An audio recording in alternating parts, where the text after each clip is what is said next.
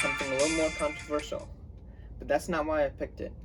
I picked it because I think it's relevant, I think it's important, and I think it's pretty simple as well. So, I want to talk about abortion, and specifically, where does the church's views on abortion come from? Because people always try and make the argument about lots of different things, and there's lots of different ways to frame this issue. But for the church, it comes directly from the Bible.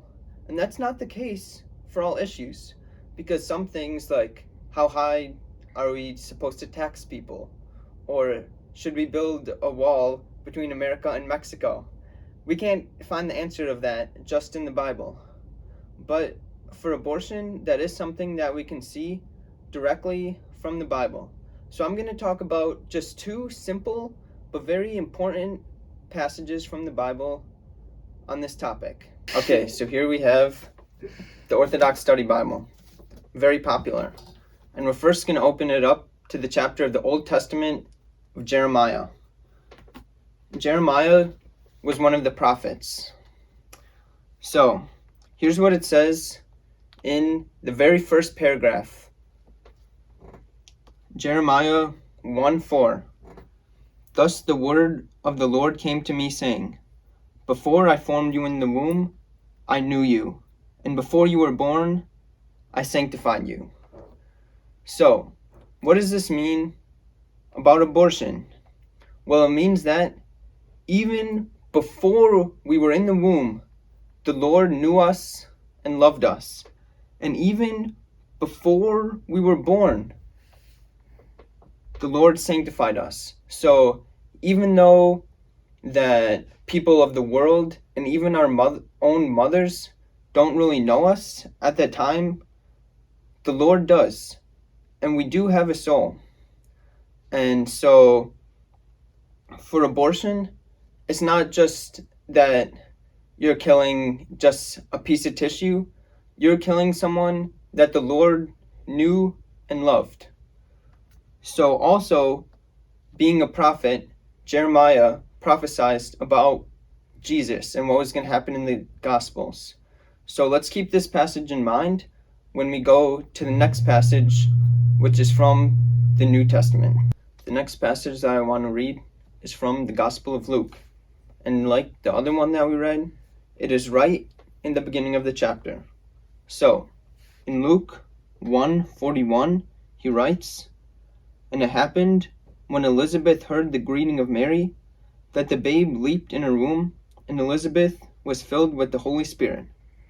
Then she spoke out with a loud voice and said, Blessed are you among women, and blessed is the fruit of your womb.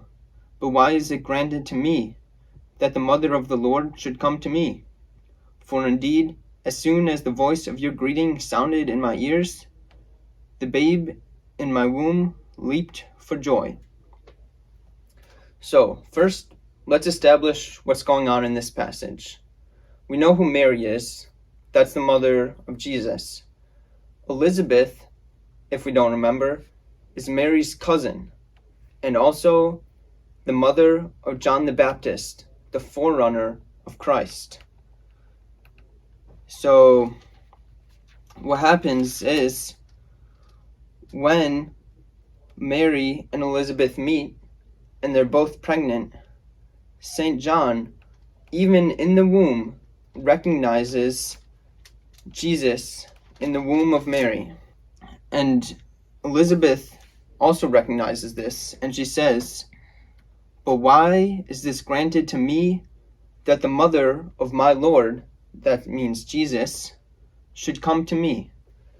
So this passage is especially important because we know from the moment, even in the womb, Jesus was the Lord. And we know that from the moment of conception, Jesus was God, and from the moment of conception, Jesus was man. And to think that he became God later, that is a heresy. Or to think that Jesus was God, but then only became man when he was born, that's also a heresy. But we know that from conception, Jesus was our God, and from conception, Jesus was man. And it says that in the Bible, by the words of Elizabeth, when she says that the mother of my Lord would come to me. So, St. John the Baptist was also a prophet and the forerunner of Christ. And we can recall the other passage that we read from Jerimiah, where it says, even before you were born, I sanctified you. Even before you were conceived, I knew you. And that's shown to be the case for St. John, also the prophet, even when he is still in the womb, and even when Jesus is still in the womb, he recognizes Christ, and he knows Christ, even before he was born, and he leaps in the womb. And Elizabeth sees this, and she says, as soon as the voice of your greeting sounded in my ears, the babe in my womb leapt in my womb for joy. And Elizabeth was filled with the Holy Spirit. So we know, even before Jesus was a fully formed person, even before he was born, he still was God and he still was man, and he was still recognized by St. John. And so when people say that abortion isn't killing a person, or it's just a piece of tissue or something else, well, we know from the Bible that that's not the case. It's a real man with a soul, and in the case of Jesus, fully formed man, fully formed God. Okay. So, just by those two simple passages, it's not even hidden in the Bible. It's even within the first pages of the Gospels, even within the first pages of reading some of the prophets. It's made clear about the personhood and the state of our soul, even while we are in the womb. So today, many of the arguments for and against abortion are totally separated from the church. And it's easy to get caught up in this way of viewing things. But the truth is that all of these things are below the church. Really, we should be able to rise above all this confusion and be able to see through it clearly through the Gospels and through what the church gives us. We don't even need to go dig through all these books about councils or about different rules about the church. Again, it's clearly in the Gospels.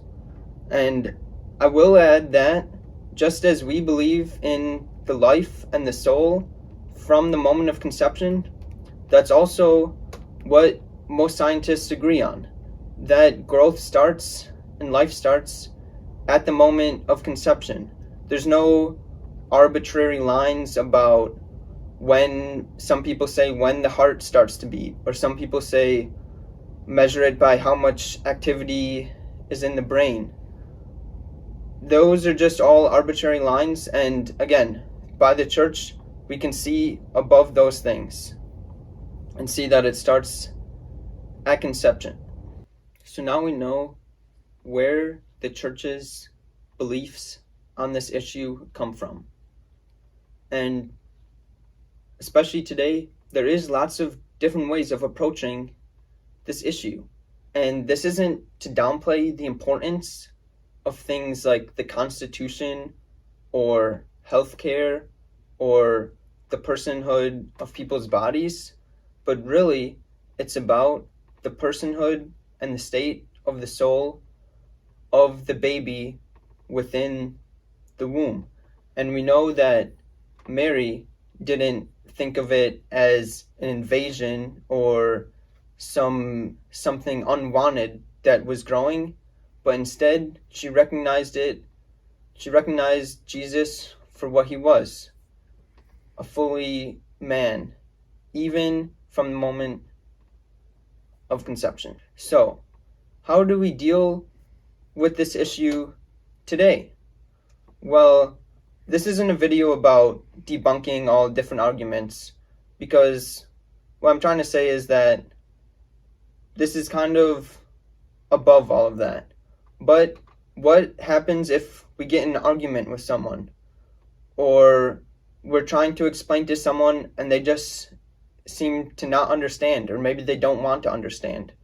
Well, really, dealing with these types of people or getting ourselves into arguments, that's a waste of our time, and it's not beneficial to us or to that other person.